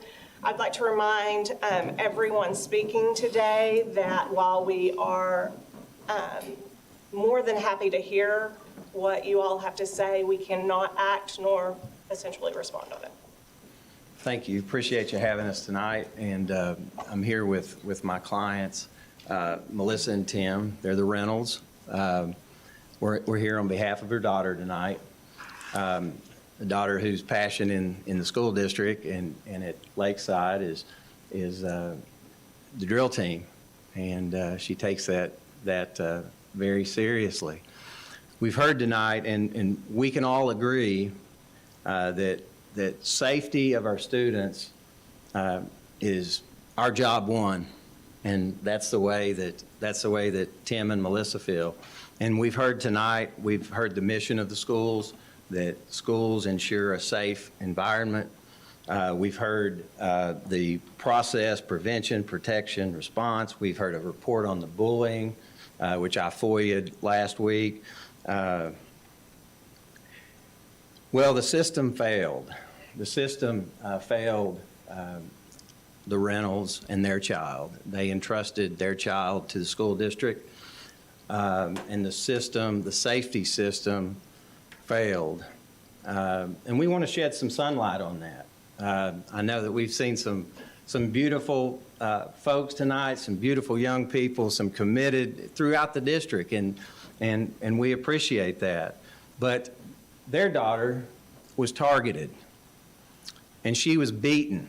And I would show you the video. I don't have enough time tonight to show you the video. I'll send each of you a copy. But you'll agree that she was beaten as she was waiting in the cafeteria at school. And she was not a willing participant. You won't call it a fight because she's not a fighter, and she didn't want to be a part of this. She reported she felt like that she was being bullied by this other student, and she reported it to her coach. who then went up to the proper levels, the administrative levels at the school. And the system broke down at that point. Appropriate action was not taken. Policies were not, I don't have enough time to go through the policies, but policies were not followed. They were never notified, which is policy. The bullying policy, which you all obviously take very, very seriously. And she was assaulted. She was battered and she was beaten. And there was no system failure number 2, at least. There was no adult supervision in the cafeteria. As this, and I compare it to an MMA, martial arts, I mean, kids were lining around, applauding. You can see it in the videos, jumping up on tables. I mean, they acted like they were at an MMA fight, cussing, profanity, and while their daughter was being savagely hair pulled to the ground, knocked to the ground, beaten, literally just pummeled, until a hero stepped in, a young man, and I hope you'll give me just a little bit more time tonight, but a young man on the football team stepped in and grabbed the perpetrator and stopped the beating. Then we go to the parents are finally notified, they come up, and then we go through the punishment phase. You know, for a beating in a school, you get 3 days suspension and then you're back on Thursday. We don't think that's right. We don't think that's fair. We think conduct rewarded is conduct repeated. So the child goes back to school, placed in the same learning environment with the Reynolds daughter. And then the Snapchat war starts. Her friends start sending Snapchats, of which some of their daughter's friends show to her. Stuff like Jenna is an effing P-ass B that wants attention, and that's all. I hate these pretty-ass white girls pressing charges on people. Jenna, you a bitch for pressing charges because you ass got beat. This is the environment that she was placed back into. We don't think it's right. We think you need to consider your policies. We think that there needs to be real punishment for these types of events. At that point, another hero stepped in, and I think the parents are really, really appreciative, and that's Officer Gomez, the safety resource officer, who has been so caring and so kind, and the parents have cried over it, and they really, really appreciate that. I know my time's up. I would ask you, and I think you've got policies, if you would give me 2 more minutes, I would like to, if someone would move, we would be appreciative. We've got a couple of more comments and would appreciate just a couple of more minutes. I'll move to 2 minutes. Second. But from the word go, Officer Gomez has really not only we think he's done his job, but we think that it's a system failure when a child can literally pummel a girl into the ground who is an unwilling participant, who literally reports it to the proper people before the fight, and you'll see this. She walks away, and then she's attacked from behind, and students are just, you know, what? So where was the supervision? When she goes back, she's forced to hide in the coach's office. We think that's another system failure. When you place you give someone 3 days suspension and they come back and their friends are literally threatening. I mean, I can show you more Snapchats that various friends of their daughter sent to them. It's just a hostile educational environment. She's still scared for her safety. So I know I sat on a school board for 6 years, and I appreciate your service. I know that there are things that you can do. We appreciate you listening to us. We're not, you know, we think the things could have been done differently, and they hired me because they weren't being listened to, and things weren't being done to hold people accountable. And we think there should be accountable. When people violate policies, we think there should be accountability in that regard. And I'm not sure that that's happened. But the Reynolds appreciate you listening tonight. What they want is safety for all those 21,000 plus. You know, because the next time, I mean, it could be one of your children, it could be one of the National Merit finalists, it could be one of the golf team, and the injuries could kill somebody. When you see these videos, you'll see that this is serious business, and our thoughts have to match up with our actions when we're creating policies and then enforcing policy. So I thank you, Dr. Cleveland, I thank you for your time. You're obviously running a great program here, we can see, and I appreciate you. I've known your dad, and I thank the school board for your service tonight. Thank you. Jean Ann Yates.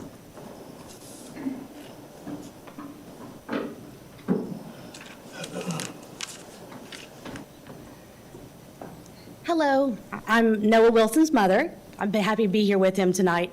And I'm going to tell you that I think Noah probably is a lot smarter than I am, because when I came in, I thought I was just signing in to be here. So I really have nothing else to say other than that I have 3 kids who are hopefully going to graduate from Springdale High School, and that we've had a really great experience of them being here. Well, we appreciate it. So, thank you.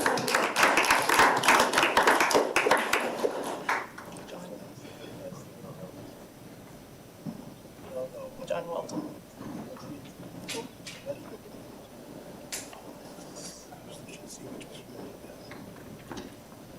Good evening, everyone. Good evening. I was hoping you guys would have an intermission before I'm floating here. Thank you for speaking. It's great knowledge to know, be aware of our surroundings. Hope to see some action on that and not an adverse reaction. COVID funding. There was a lot of money that was sent to the school district. How much? Millions of dollars. Where'd it go to?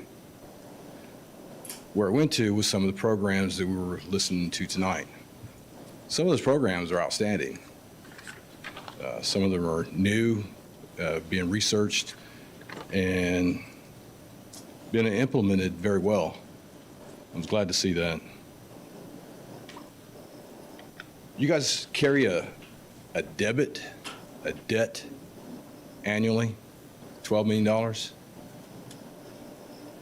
Was some of that money, extra money that was coming in, could that not have gone to the debt? Because it's different funds, which goes to, if you spend money that's allocated for something, you get fined or, yeah. Okay. Some of the monies that was 50% went to one fund, which was teacher salaries, and then 50% went to, let me find it.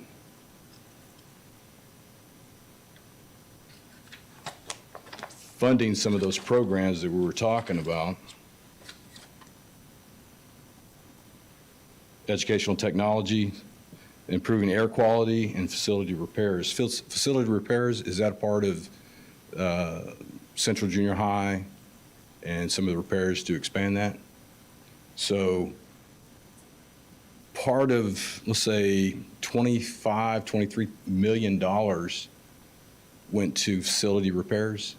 Is there a lot of infestation of something going on, or old facilities that needs to be repaired with millions of dollars? I'll submit a request to see where all that money went, and then I'll brief you back on what I Call found. me. We'll be happy to visit with you. We'll open everything up and visit with you. Sure, Mr. Hayes. Love to visit with you. It'd be great. Thank you. Yes, sir.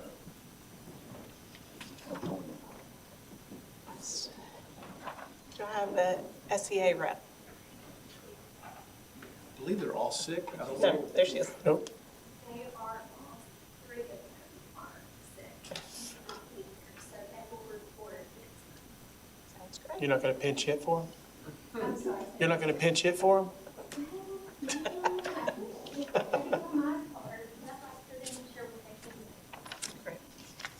don't think it's feeling better. Well, Dr. Cleveland, if there's not anything else? Thank you, sir. I did. SCA adjournment. That's just missed. Good. Okay, with that, this meeting is adjourned. Thank you all for sitting through another. Actually, it was only 2 hours. 2 hours? We did well with only 2 hours.